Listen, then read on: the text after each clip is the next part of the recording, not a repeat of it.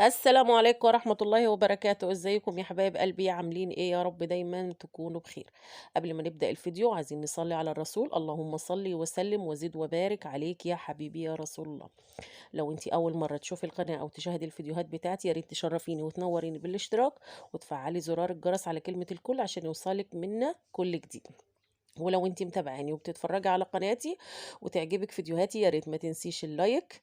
اللي بصوا يعني اللايك والكومنت دول بيبقوا الكومنت اكتر حاجة بتبسطني والله العظيم، انا لما بشوف كده كومنت ببقى مبسوطة ان الناس معايا ومتابعاني وشايفاني. بصوا النهارده بقى كده عندنا الروتين العادي بتاعنا اليوم ده اللي هو مش هعمل اكل فيه. يعني انا كنت جايبه بانيه وكده بس يعني متبلاه وشايلاه في التلاجة، علشان خاطر إن يوسف ومريم عايزين يشوفوا واجبات الدرس بتاعهم، واجبات المدرسة، وعايزين يراجعوا كده شوية. المِس المرّة اللي فاتت كانت مزعّقة معاهم، وقالت لي: "لأ ما ينفعش الخط بتاعهم وِحِش جدًا، جدًا، جدًا، سطّري لهم كده وخلّيهم يضبّطوا كده خطّهم على قد ما تقدري." فطول ما أنا قاعدة في الفيديو ده شغّالة مسح، مسح، مسح في الكرّاسة وفي الكشاكيل بتاعتهم، في الكشاكيل كرّاسة إيه، في الكشاكيل بتاعتهم عايزة أقول لكم أنا متهيأ لي ما فيش كلمة اتحطّت صح على السطر، كل الكلام خطّهم وِحِش جدًا، يمكن مريم خطّها شوية عن يوسف، رغم إن المِس بتقول العكس، بتقول إن يوسف هو اللي خطّه أحلى من مريم، رغم إن شايفة إن مريم أحسن من يوسف. شايفين بقى المقاوحة، الكلام ده كده إيه الطبيعي العادي بتاعنا، شايفين الحزام اللي ورا يوسف ده؟ أنا الصراحة مش عارفة الحزام ده اتحط هنا إزاي، محمد والّا باباه والّا إيه بالضبط حطّوه على السفرة، فقُلت كويس خلّيه هنا، قال لي: "أنتِ ماسكاه ليه؟" قُلت له: "أهو." رُحت سايباه جنبيه عشان يبعد عني. بُصّوا هنا باقول لكم الكشاكيل بتاعتهم كل كشكول من غير الجلدة بتاعته، خالعين الجلد بتاعة الكشاكيل. ما فيش حاجة أصلًا بُصّوا دول سبحان الله، أنا ما باقولش عليهم دايمًا عيال والله العظيم. قرود، قرود مطلّعين عينينا في البيت. ما فيش حاجة أصلًا مخلّينها في مكانها، الكشاكيل كل جلدة خالعينها عن الكشكول، طَب يا حبيبي ليه كده، ده منظر كشكول؟ قُلت لهم: "والله لاشهّد عليكم الدنيا كلّها لاشهّد عليكم الدنيا كلّها عشان تشوفوا اللي أنا فيه إيه." المهم سطّرت لمريم في الأول، قعدت تكتب الواجب بتاعها، وأديني باسطّر للجزمة التاني ده اللي شغّال، شايفين الفرق؟ فرْك شغّال فرْك، فرْك ما فيش، ما بيهداش أبدًا، أبدًا، أبدًا. بس قعدت أسطّر له كده إيه، في الكرّاسة بتاعته وأقول له إيه، يالّا شد حيلك عشان تورّيني خطّك الحلو. المِس كانت طالبة منهم مش عارفة ده نشاط والّا إيه في المدرسة، السبورة كده يعني زي نظام سبورة كده، دوسيه أبيض كده فيه ورق فوروسكاب بيتحط من جوّه وقلم سبورة كده ويبدأوا قالت لي يتعلّموا عليه، يعني الكلمة اللي أنتِ عايزة تملّيهم عليه أفضل من ما تقولي اكتبي في كشكول أو اكتبي في كرّاسة أو حاجة زي كده. الأفضل إنهم هم يكتبوا عليها كده ويمسحوا بالمناديل. مريم حاطة المنديل قدامها، كل شوية تلعب، كل شوية تلعب، عارفين مش بيركّزوا المِس الأُلفت كانت عمّالة تصوّت معاهم، تقول لهم: "أنتم إيه؟" مش بيركّزوا خالص، يعني ممكن تبقي أنتِ قاعدة في مكان وهُم في مكان تاني، تقول لي: "دول أنتِ قاعدة في مكان وهُم في مكان تاني مش موجودين معاكِ أصلًا." قُلت لها: "ده الطبيعي بتاعنا مش حاجة جديدة." فأنتم عارفين اليوم اللي أنا بابقى باذاكر فيه والله العظيم صوّاتي عايزة أقول لكم بيلِف الدنيا كلّها، ويعني صوات وصريخ معاهم والعيّل منّهم ولا في الدماغ، ولا في الدماغ. بس قالت لي: "عايزين نضبّط كده معاهم شوية ونضبّط خطّهم كده عشان العيّل أنتِ كده إيه، أنتِ لسه بتأسّسي ولسه بتبني والكلام ده كلّه، عشان يطلعوا إيه، يطلعوا صح، ما يطلعوش يعني الخط وِحِش أو التركيز بتاعهم بيبقى بُصّوا يعني مش هاقول لكم أنتم أكيد عارفين إن الأطفال في السن ده تقول لي: "معلش أصل هم أولى ابتدائي برضه يعني إيه، فكتّر خير تركيزهم يعني." قُلت لها: "آه، كتّر خير تركيزهم، بس هم مركّزين بس إن هم إيه، يخربوا في البيت ويبوّظوا في البيت ويعملوا اللي هم عايزينه." بس قعدت أنا هنا إيه، أذاكر لهم شوية، أمسح لمريم شوية وألِف على يوسف أمسح له شوية، لحد بقى إيه، ما هاقوم دلوقتي أشوف الحاجات أنا هاسيبهم كده قاعدين، وهاقوم أشوف اللي ورايا في المطبخ إيه وأرجع لهم تاني، عشان المِس نبهتني إني أنا ما اقعدش معاهم خالص وأسيبهم، بس أنا إيه، ما عملتش بالنصيحة يعني. المهم سِبتهم كده قاعدين وهاضحّكوا ضحك دلوقتي لمّا هاخرج لهم ويشوفوني هيعملوا إزاي، اصبروا بس في آخر الفيديو.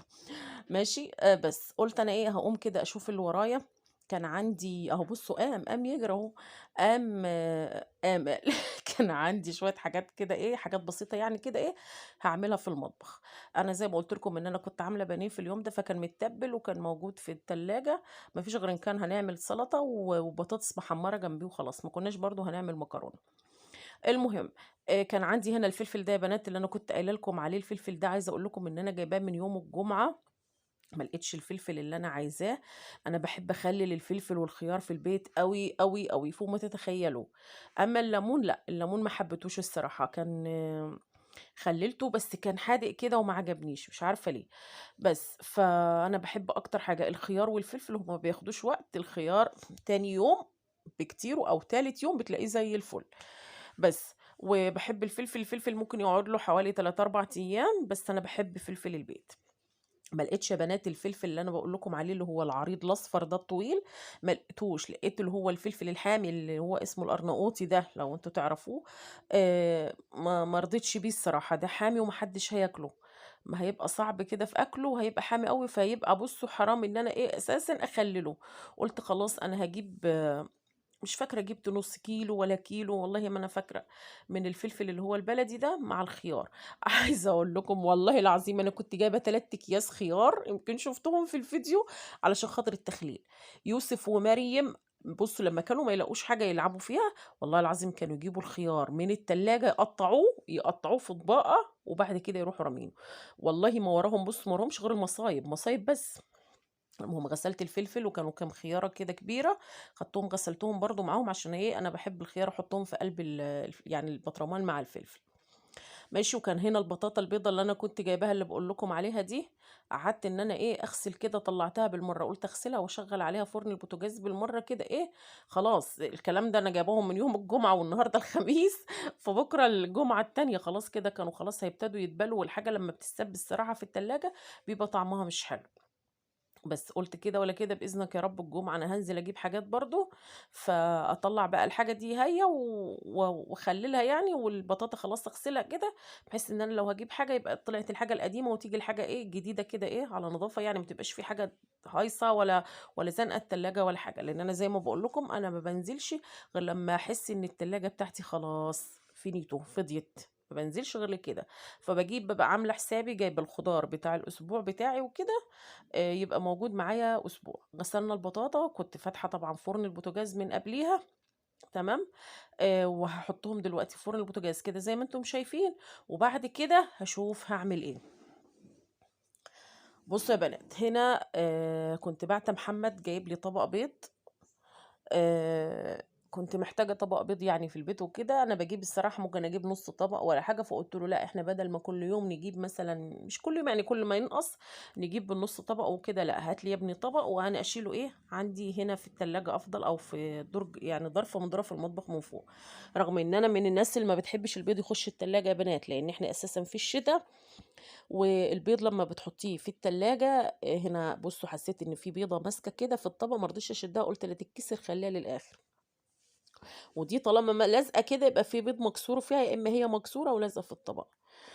هنا ابتديت إن أنا أفضّي البيض، عايزة أقول لكم يوسف واكل دماغي، عمّال يقول لي أنا مش عارفة مش فاكرة هو كان بيقول لي أنا عايز إيه والّا عايز أروح فين، فعمّالة أقول له طيب عايزة أحلق، عايزة أحلق، باقول له حاضر، علي هييجي وياخدك وروحوا احلقوا أنتم الاتنين، لأ، باقول له يا ابني علي في الدرس هيحلق وهييجي وروحوا أنتم الاتنين، ما فيش، مش صابر، مش صابر عليَّ، كنت هامسكه والله أدّيه أدّيه قلمين، مش صابر عليَّ، عمّال ياكل في دماغي ويقول لي عايز أحلق، عايز أحلق، فباقول له حاضر يا يوسف.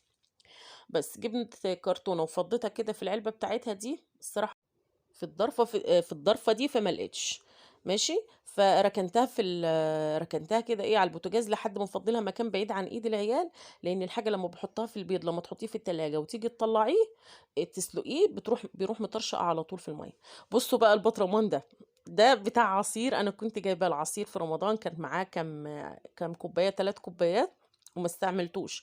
رمضان ما بقاش يعني بييجي يا بنات في الصيف زي ما كنا في الأول، فلقيته مركون، طب أنت مركون، طب أنا عايزة برطمان كبير يكفّي مثلًا اللي موجودين عندي، اللي عندي صغير مش هيكفّيهم، قُلت له: "تعالَ الحاجة أم الاختراع والله العظيم لاحُط فيك." آه والله العظيم، قاعد زي ما هو بالكوبايات بتاعته كنت مشترياه في مشتريات رمضان وكده، قُلت له: "تعالَ والله لا أخلِّل فيك أنت وأخلّيك بعد كده أنت للمخلّلات." عشان هو ده هيشيل يعني هيشيل كمية معايا وهاشيلهم، يعني ما يبقوش مثلًا مزنوقين فيه ولا حاجة. بس خدته غسلته غسلة كويسة وعقّمته برضه كده على حمّام بخار، عشان برضه إيه المخلل بيحب الحاجة يعني اللي بتبقى معقمة ونضيفة يعني عشان ما يريمش كده ويربي حاجات كده مش حلوة من فوق. ماشي. وبص الخيار يا بنات انا بقطع الخيار التقطيعة دي اهي، بصوا كده علشان ايه؟ علشان التقطيعة الصغيرة في الخيار بتتهري بسرعة، لكن دي طول ما انت كده بيفضل مقرمش لحد اخر واحدة. هتقطعيها كده 4/4 زي انا ما عاملة كده وهتسقطيها، بتفضل خيارة كده مقرمشة وطعمها الصراحة بتبقى حلو. تقرش كده تحت اسنانك، مش مثلا طرية كده ولا مهرية، لا. المهم حضرت هنا برضو طبق فيه مية وهجيب كيس ملح. بصوا انا حطيت المية بالبركة وحطيت الملح بالبركة عشان تبقوا عارفين، بس غالبا كده كان حوالي نص كيس، حوالي نص كيس.